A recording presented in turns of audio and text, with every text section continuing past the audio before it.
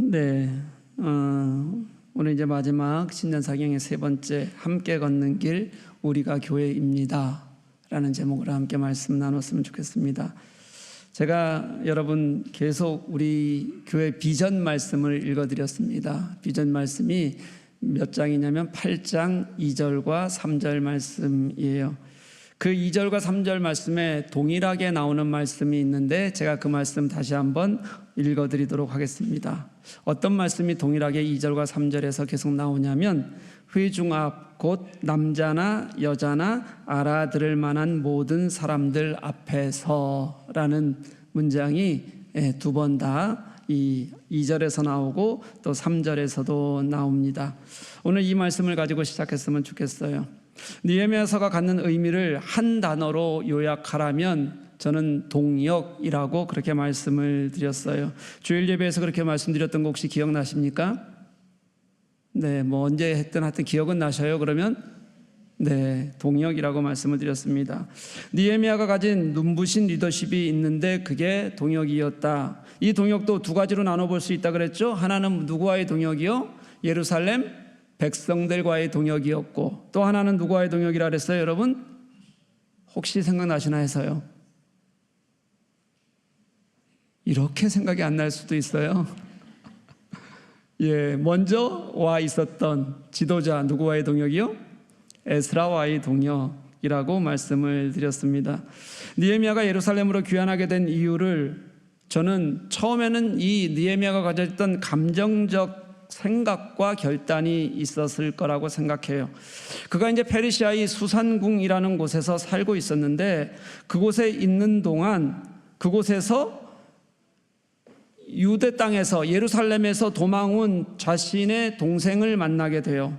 그렇게 친척 동생을 만났는데 그 친척 동생의 이야기가 뭐였냐면 예루살렘이 많은 이방인들로 인해서 약탈당하고 도시가 불타고 그리고 백성들이 고통 속에 있다는 이야기를 듣게 되고 그것 때문에 통곡하면서 울다가 내가 이제는 예루살렘으로 돌아가야겠다는 결단을 하게 됩니다. 그리고 돌아가기 위해서 실력을 쌓았고 그리고 결국 총독의 신분으로 돌아오게 된 거였습니다.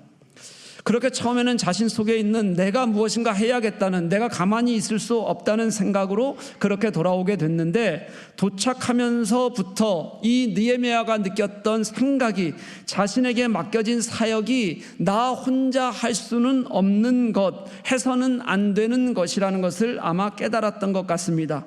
예루살렘의 모두가 다시 하나님의 신앙으로 돌아가지 않으면 무엇을 해도 결국은 다시 무너질 것이라는 것을, 의미 없어지는 행위가 될 것이라는 것을 아마도 깨닫게 되었던 것 같습니다.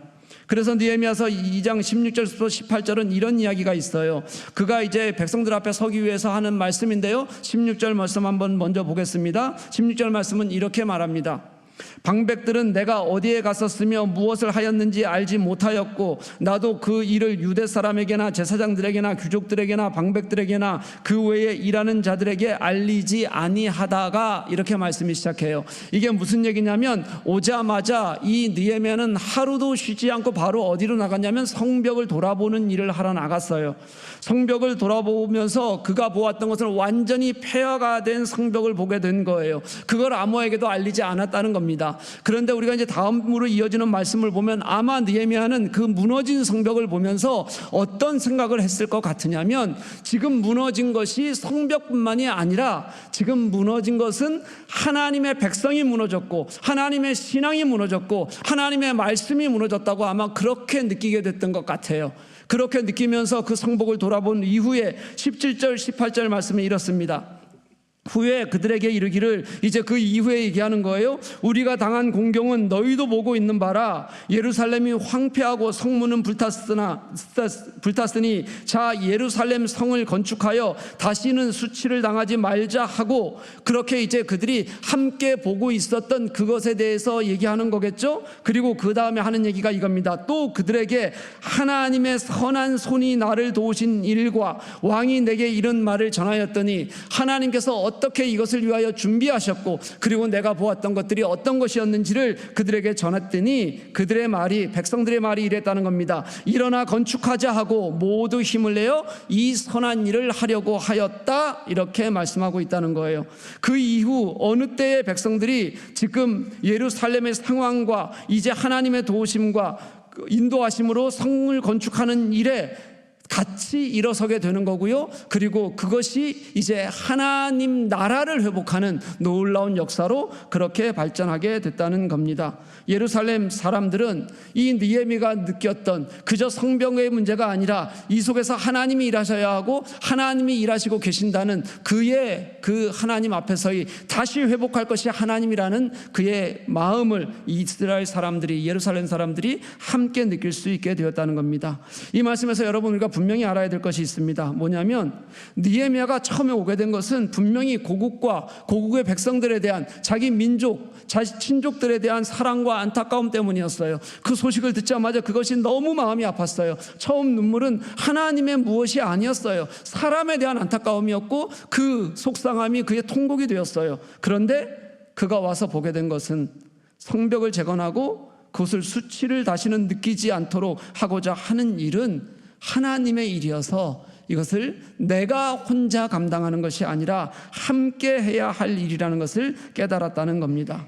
그래서 백성들을 향해 설득하고 백성들과 함께하기를 원하고 하나님의 일하심에 모두가 함께하기를 권면하면서 다시 그렇게 일어서게 된 겁니다.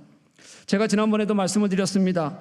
이 느헤미야가 백성들과 함께하고자 했던 것은 힘이 없어서가 아니었다고요. 느헤미야는 이미 준비된 상태였고 이스라엘 백성이 아니라 총독의 고난으로 힘으로 했다면 아마 주위 나라에 저항하는 것도 훨씬 적었을 거라고 그렇게 생각이 들어요. 그런데 느헤미야는 성벽뿐 아니라 그 이후에 이스라엘 백성이 말씀과 신앙으로 그리고 말씀 속에서 하나님을 회복하게 되기까지 그것에 필요한 것이 무엇인지를 그는 알고 있었고 깨닫게 되었고 그리하여서 그 길을 다시 나서게 됐다는 겁니다.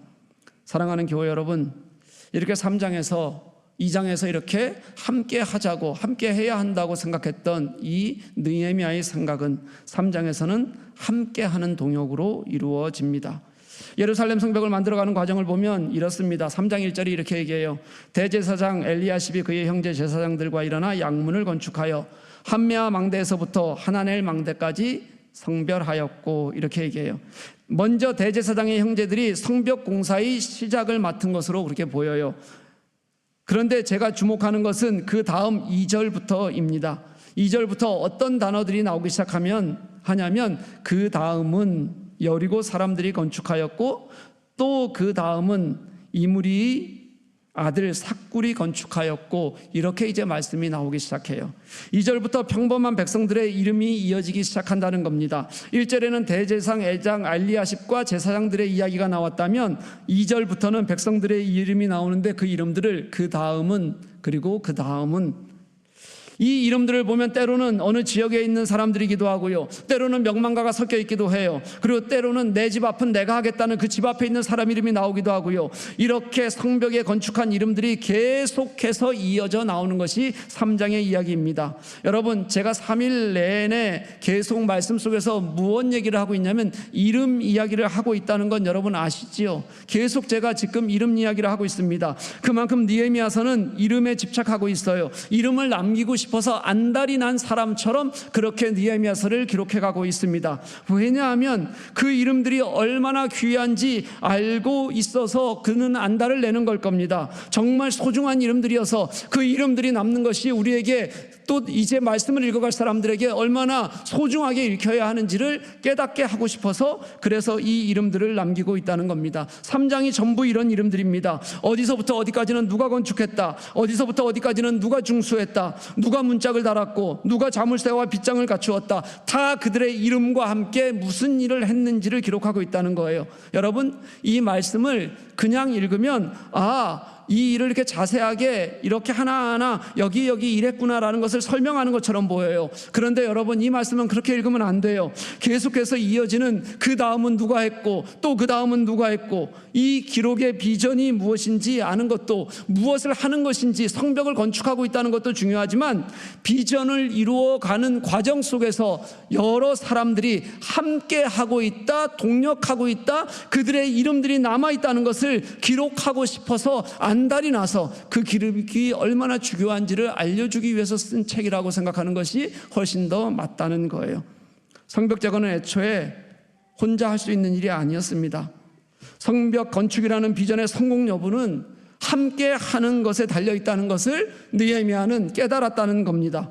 느헤미야에게 있어서 이 성벽 건축은 일이 아니라, 그저 벽돌을 쌓는 것이 아니라 그에게는 이것이 하나님 신앙을 살리는 일이었고, 하나님의 나라를 다시 회복하는 일이었고, 그리고 하나님의 성전이 다시 살아나는 일이었기 때문에 혼자 하는 일이 아니었다는 것을 보여주고 있는 겁니다. 그래서 여러분, 3장에 나오는 이름은 그냥 이름이 아니라 사실은 역사입니다. 사역을 감당하는 이곳에 나오는 이름 38명의 이름은, 그와 함께한 그 그룹들은 모두 역사 속에서 자신의 땀을 흘리고, 그리고 하나님 나라를 어떻게 세워갈 것인지를 나중에 같이 고민하고 함께 애써가는 그런 사람들로 남아있게 되는 겁니다. 같은 비전을 품은 마음으로, 그리고 같이 하나님 나라를 세워가고자 하는 헌신으로 남긴 이름이 오늘 3장에 나오는 이름들이라는 겁니다. 사랑하는 여러분, 하나님의 일은 동역해야 합니다. 교회의 비전은 절대 혼자 이룰 수가 없습니다. 사역 곳곳을 보아도 마찬가지입니다. 능력이 있어서 몇 명이서 교회를 감당한다고 하는 것은 어리석은 생각입니다. 뭐가 어렵고 뒤뚱거릴 때마다 마음 맞는 성도 몇 명만 있으면 다 할 수 있다고 생각하는 것도, 그것도 좋은 생각이 아닙니다. 그렇게 해서 되어지는 일을 하나님께서 기뻐하시는 것이 아닐 겁니다. 건강한 것도 아니고 지속 가능한 것도 아니기 때문에 그렇습니다. 많은 교회들이 조금만 성장하면 그 다음서부터는 문제에 빠져버립니다. 함께 품었던 비전이 사라지고 일들이 어떻게 되어지는지에 대해서 관심을 가지기 때문에 그렇습니다. 처음에는 함께 먹고 마시며 그렇게 하나님 나라를 함께 했던 사람들이 나중에는 이 일이 많은지 적은지, 그리고 이 일이 하고 싶은지 하고 싶지 않은지로 나뉘어지게 되고, 그리하여 그것 때문에 하나님의 일보다는, 하나님의 마음보다는 우리의 더 편하고 편치 않고가 더 중요해지게 되는 것이 사실은 교회가 성장하면서 어느 교회나 겪게 되는 그런 과정인 것 같습니다. 함께하지 않고 누군가가 하나님의 마음을 먼저 서고 그렇게 그것을 따르지 않으면, 교회의 비전을 함께 품지 못하면, 거기에 발을 같이 디디지 못하면, 그렇게 되면 우리 마음속에서 은혜가 사라지고, 그리고 은혜가 사라진 자리에 불만이 쌓이기 시작하는 겁니다. 교회가 품은 뜻이 변하는 것이 아닙니다.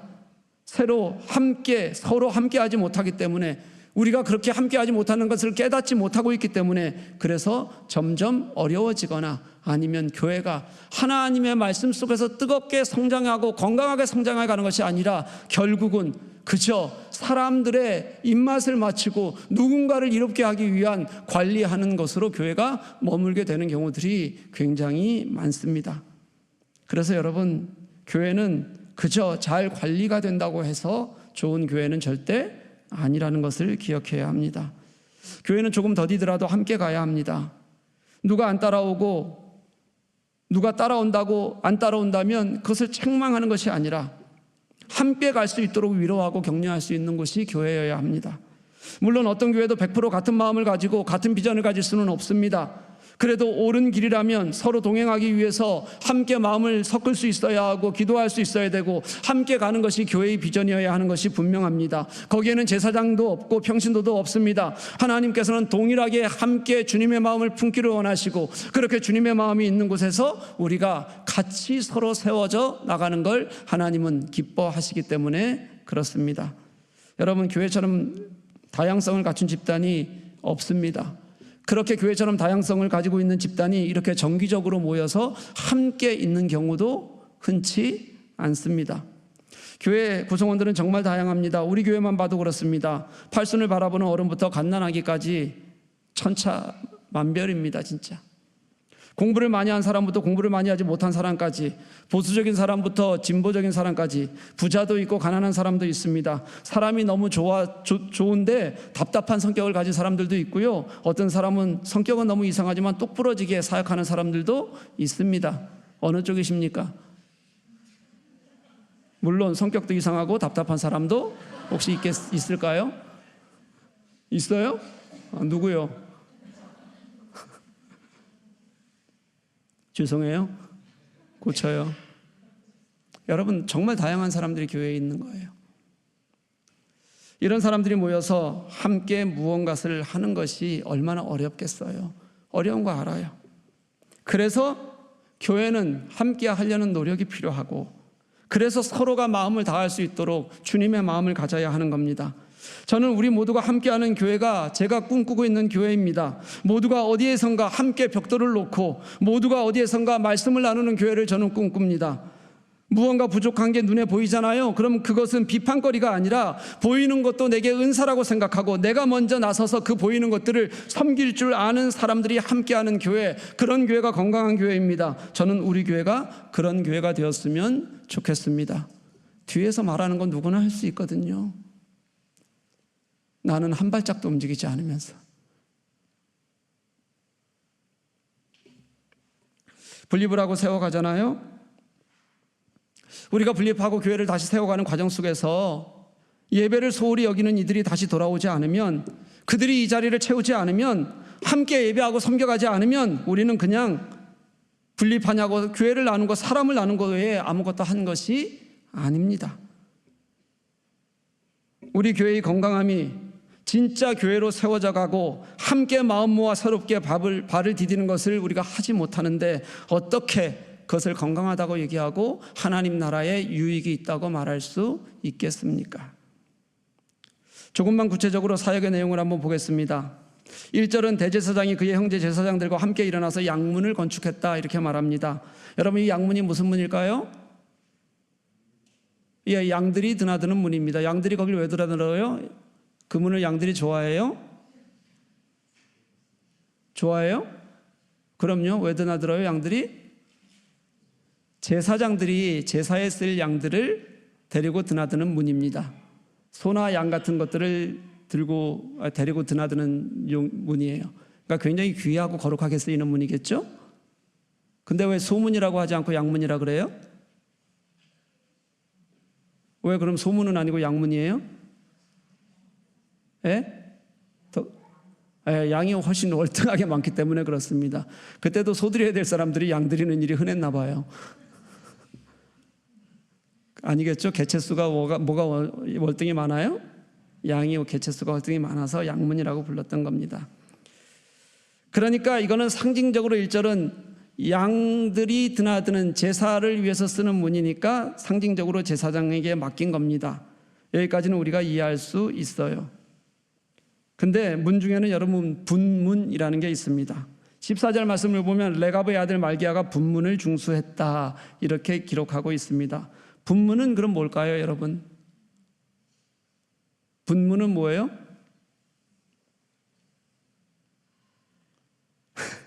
분뇨 알아요? 분뇨?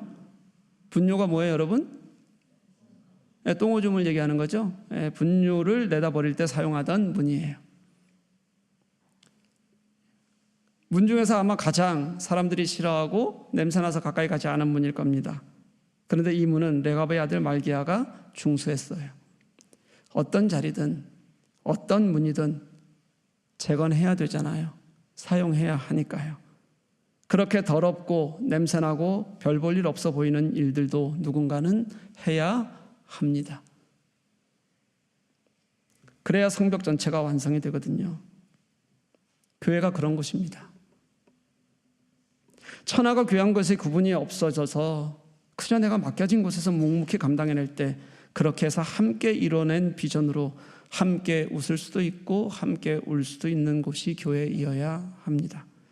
누구라도 함께하는 건, 누구라도 서로 같이 하는 걸 기뻐해서 이름과 이름이 맞대어서 함께 예배하고 서로 섬기고 그렇게 함께 세워져 가는 것이 교회이어야 합니다. 만약에 제가 부족하면 그 부족한 자리를 여러분들이 채우는 것이고, 여러분들이 무엇을 하다가 힘이 붙이면 제가 그것을 돕는 겁니다. 옆에 있는 성도가 자기 할 일을 하다가 기쁨으로 넘어와 다른 이의 손을 잡아줄 수 있는 곳이어야 합니다. 그 옆에 있는 성도는 또 주위를 살피고 기쁨으로 헌신하는 것이 너무도 즐겁고 좋은 일이어야 합니다. 이런 모습이 이어지는 것이 3장입니다. 그래서 이름과 이름이 이어지고 어우러지는데, 그렇게 이름과 이름이 어우러지면서 세워져 가는 그것들을 보았더니 나중에 성벽이 든든하게 세워져서 어떤 것도 이겨낼 수 있는 그런 하나님께서 다시 허락하신 성전으로 세워져 가는 것, 이것이 3장에서 우리들에게 가르쳐주고 싶어 하시는 함께하는 동역의 모습이에요. 여러분, 아름답지 않아요? 저만 아름답습니까? 느헤미야서는 이것이 끝이 아닙니다. 우리가 2025년 비전으로 말씀을 삼은 8장 2절 3절에도 오늘 말씀 시작과 맨 앞에서 나누었던 것처럼 모두가 함께하는 것, 말씀 앞에 서는 것이 있었어요. 그들은 모두가 함께 감격하고 예배했습니다. 하나님의 말씀을 알아들을 수 있는 모든 사람이라면 함께하고자 하는 마음이 있었습니다. 그렇게 예배했고, 그리고 그렇게 초막절을 지었습니다. 그리고 10장으로 넘어가면요, 다시 사람들의 이름이 10장에도 또 나와요. 여러분, 10장은 예배의 감격을 회복하고 통곡하고 그리고 회개하며 주님 앞에 전정으로 회복한 그런 이스라엘 백성들이 이제 그 감격을 삶으로 결단하는 내용입니다. 참된 하나님의 백성이 되겠다고 그렇게 다짐하는 말씀입니다. 그 앞부분, 10장의 앞부분에서는 자신들의 결단을 그들이 다 하나씩 기록해요. 그리고 거기다 지도자들이 서명을 합니다. 그리고 서명하고 그것을 딱 닫아서 임봉해요. 이것은 하나님께 지켜진 약속이다, 이것을 깨지 않겠다는 하나님과의 언약의 체결입니다. 그런 사람들의 이름이 나오고요. 그리고 나서 28절, 우리가 아까 읽었던 말씀에 보면 이런 말씀이 나옵니다. 그 남은 백성과 제사장들과 레위 사람들과 문지기들과 노래하는 자들과 느비딤 사람들과 및 이방 사람과 절교하고 하나님의 율법을 준행하는 모든 자와 그들의 아내와 그들의 자녀들, 곧 지식과 총명이 있는 자들은, 이렇게 말씀하고 있습니다. 28절은 어떤 사람들을 말하는데, 그 사람들이 어떤 사람들인지 보면 하나님을 아는 모든 사람들이라는 뜻을 가지고 있습니다. 보십시오. 그 남은 백성이라는 것은 아까 말씀드렸던 하나님의 백성으로 살겠다고 결단한 그 결단, 그 다음에 그것의 기록으로 남긴 지도자들이 있었단 말이에요. 그 지도자들의 들어가지 못했던, 동참하지 못했던 서민들을 말하는 겁니다. 임봉하는 일에 참여했던 것은 레위인들 중에서도 높은 사람들이었고요. 그리고 가문의 최고 지도자였으니까 28절에서 말하는 그 남은 자들은 거기에 동참하지 못했던 사람들이에요. 그런데 그들은 거기에 동참할 수 있었건 할 수 없었건, 그들이 서명에는 동참하지 못했지만 하나님 앞에서의 삶을 결단하는 일에는 다 같이 참여하겠다고 그렇게 나서고 있는 겁니다. 여러분, 제가 계속해서 비전 말씀을 나누면서 이름을 강조하면서 그 이름의 특징을 또 하나 계속 강조하는 게 있는데, 그게 뭔지 아십니까? 이 이름들이 평범함이에요. 그들이 대부분 너무 평범한 사람들이었는데 그 이름들이 기록되고, 그리고 그 이름들을 통하여 누군가가 다시 힘을 얻을 수 있도록, 하나님을 회복할 수 있도록 가르치고 있다는 겁니다. 오늘 이 이름들도 다 그렇게 평범한 이름들입니다. 임봉에 참여하지 못했던, 거기도 많은 사람의 이름이 나오거든요. 그런 제사장 레위인들과 그리고 또 참여하지 못했던 그 평범한 백성들 전부가 모두가 다 하나님 안에서 함께 하겠다고 결단하는 일에 동참했다는 겁니다. 다시 말해서 28절은요, 말씀을 듣고 은혜 받았던, 그리고 하나님 앞에서 서기를 고백했던 모든 사람들을 의미합니다. 모두가 함께하는 하나님의 통치, 모두가 이제 하나님께 나아가겠다고 마음을 드러내는 것. 앞서서도 말씀을 드렸습니다. 느헤미야는 유난히 그렇게 모두가 함께하는 것을 강조하고 또 강조하는 겁니다. 그리고 그것이 느헤미야서가 계속 말하려고 하는 하나님의 통치, 진정한 하나님의 통치로 이어지고 있는 겁니다. 역사서 12권 중에서요, 12권 중에서 가장 갈등이 적었던 책이 바로 느헤미야서입니다. 왜냐하면 갈등이 있어도 결국은 희생과 섬김으로 이겨내고 승리한 사람들이었고, 위로부터 아래까지 모두가 하나님의 말씀으로, 하나님의 이 거룩한 성이었던 예루살렘 성에서 같이 성전을 중심으로 예배하고 살아내겠다고 마음을 모았기 때문에, 그래서 가장 갈등도 적고 이것들을 해결해 나갈 수 있는 아름다운 공동체로 느헤미야서는 그렇게 기록되고 있는 겁니다. 사랑하는 교회 여러분, 저는 무엇을 아주 잘하는 몇 명이 있는 것을 좋아하지 않습니다. 무엇을 아주 잘하는 몇 명은 자신들이 잘한다는 것을 자랑하고, 그리고 잘한다는 것 때문에 무엇인가 하고 싶어 합니다. 그리고 그것 때문에 문제를 만들 때가 많습니다. 무엇을 잘한다고 생각하는 사람은 내키지 않는 일도 할 때가 있습니다. 보상을 바랄 때입니다. 그리고 그러다가 보상이 없을 때는 금방 상처 입고 그리고 문제를 일으킵니다. 무엇을 한다고 자기를 내세우는 사람은 더 함께할 사람으로 여기기가 어렵습니다. 그보다는 내가 무엇을 잘할 수 있건 잘할 수 없건 내가 있는 자리에서 나의 주님께서 주신 사명만큼 내가 기쁨과 감사로 감당하고자 하는 사람들, 그 안에서 서로가 서로의 손이 되어주기를 원하는 사람들, 그 속에서 하나님의 일하심이 정말 내가 오늘 이렇게 섬기고 함께 해가는 기쁨이 되기를 원하는 사람들, 그런 이들과 함께 하는 것, 그것이 하나님의 마음이고 하나님의 방법입니다. 제가 성서 인물 중에서 가장 좋아하는 사람 중 하나가 바나바라는 사람입니다. 왜냐하면 군말 없이 돕고 사람을 세울 줄 아는 헌신자이기 때문에 그렇습니다. 다윗과 요나단 아시지요? 다윗과 요나단, 저는 두 사람을 놓고 보면 요나단이 훨씬 더 존경스러워 보입니다. 왜냐하면 자신의 권좌를 잃더라도 묵묵히 사람을 돕고 세울 줄 아는 하나님의 뜻이 거기에 있다면 나는 아무것도 아니어도 좋고 그저 섬기기까지 하는 것을 자신의 목표로 삼을 수 있는 사람이기 때문에, 따뜻한 사람이기 때문에 그렇습니다. 저에게 지금 당장 돕는 자리와 앞에 나가는 자리 중 어느 것을 택하겠냐고 묻는다면 저는 당장이라도 돕는 자리에 설 것입니다. 지금 제가 지고 있는 책임 목사의 자리는 하나님이 맡기신 사명으로 있어서 여겨서 여기에 서 있는 것이지, 감당하는 것이지, 하나님은 뒤에서 묵묵히 드러나지 않는 그런 섬김의 기쁨을, 그러면서도 내 할 수 있는 모든 마음을 다해 주님을 섬기는 것을 훨씬 더 기뻐하고 계신다는 것을 알기 때문입니다. 사랑하는 교회 여러분, 오늘 10장의 이스라엘 백성들은 삶을 결단합니다.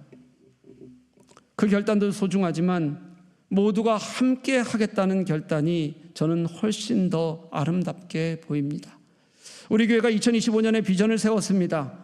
그리고 우리는 그 비전을 향해 나아갈 것입니다. 그리고 어느 쯤 되면 하나님께서 이 비전을 이루게 하셨다, 우리가 송구영신 예배가 되면 또다시 하나님께서 함께 하셨다, 그리고 은혜 속에 고백할 겁니다. 저는 그때 제 고백은 무엇을 잘할 수 있어서가 아니라 우리 모두가 할 수 있어서, 함께 세워져 갈 수 있어서, 그래서 그 속에서 함께 하나님께서 우리의 이름을 부를 수 있어서, 그래서 하나님께서 함께 하셨음이 기쁜 그런 고백이 있었으면 좋겠습니다. 여러분들의 이름이 그렇게 함께 모든 이들의 이름과 함께 불릴 수 있었으면 좋겠습니다.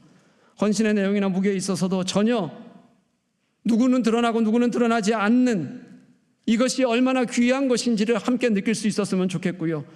그들의 결단이 아름답게 보여서 다른 목적이 없이 하나님 앞에서 함께 세워져 가는 기쁨을 우리 모두가 누릴 수 있었으면 좋겠습니다. 그래서 그저 하나님의 길을 삶으로 살아내고자 하는 사람들, 그래서 서로가 서로와 함께 세워져 가는 것을 통해서 하나님이 기뻐하시는 것을 우리 모두가 같이 볼 수 있었으면 좋겠습니다. 저는 우리 교회가 지금까지 하지 못했던 비전을 이제 누군가 적은 사람의 큰 헌신으로가 아니라 다 함께 이루어가는 역사를 보고 싶습니다. 우리 교회는 한두 사람의 목소리가 크게 드러나는 교회가 아닙니다. 가능하면 목사의 목소리조차도 내지 않으려고 합니다. 저는 비전의 방향을 제시하고 그리고 세심한 하나님의 뜻을 묻기 위해 기도하고 권면하고, 어렵더라도 제가 먼저 앞서서 나아가면 그러면 우리 여러분들이 함께 걸어가기를 기뻐할까, 아니면 그저 함께 돕고 싶은 마음에서라도 따라올까, 그래서 먼저 나아가는 것이 제 몫이라고 생각하는 것이지, 제가 무엇을 잘할 수 있어서도 그리고 제가 잘하겠다고 혼자 나아가는 것이 아닙니다. 우리 교우들은 하나님이 주신 비전에 마음을 모으게 하시고 우리가 교회되기 위해서 나아가는 그 길에서 함께 예배하고 회복하고 섬기는 일에 모두가 함께 할 수 있도록 아무리 어려운 일이어도 기꺼이 모두가 함께 동참하면 그곳에서 하나님은 일하시고 분명히 이루게 하시고 그곳에서 우리의 비전을 위해 함께 하나님 일하실 것이라는 그런 믿음과 확신을 가지고 올해를 걸어가며 함께 섬길 것입니다. 여러분이 그렇게 여러분의 이름으로 서로 이어져서 덧대어져 함께 세워져 간다면, 그렇게 우리 모두가 함께 교회가 된다면 그때 우리는 참된 교회, 흔들리지 않는 건강하고 복음의 역사가 있는 교회가 될 것이라고 저는 그렇게 믿습니다. 그때 우리 교회는 아마도 그렇게 세워진다면 이 김만정 목사의 이 간절한 소망과 권면이 없어도, 제가 없어도 분명히 함께 생명력으로 유지해가는 그런 생명체가 될 것이라고 저는 그렇게 믿습니다. 사랑하는 교회 여러분, 그래서 저는 느헤미야 3장이 너무 좋습니다. 읽을 때마다 마음에 감동이 되고 눈물이 나요. 가슴이 벅찹니다. 저는 그래서 느헤미야 10장에 그들이 너무 고맙습니다. 내가 높아질 수 있어서가 아니라 그저 있는 곳에서 하나님을 경험하고 그 경험을 헌신과 결단으로 함께 손잡고 살아내려는 그 마음이 너무 좋습니다. 우리 교회가 그런 함께 이루어감으로 가슴 벅찬 경험을 할 수 있기를 간절히 소망합니다. 그래서 우리가 걷는 이 길이 교회가 될 수 있고 우리가 교회라고 그렇게 분명하게 하나님 앞에서 선언하고 그렇게 고백할 수 있는 우리가 될 수 있기를 간절히 소망합니다. 여기 있는 여러분과 제가 그 자리에서 함께 웃을 수 있었으면 좋겠고 함께 울 수 있었으면 좋겠습니다. 그렇게 함께한 곳에서 우리가 교회가 되어 하나님의 영광을 볼 수 있기를 주님의 이름으로 간절히 축복합니다.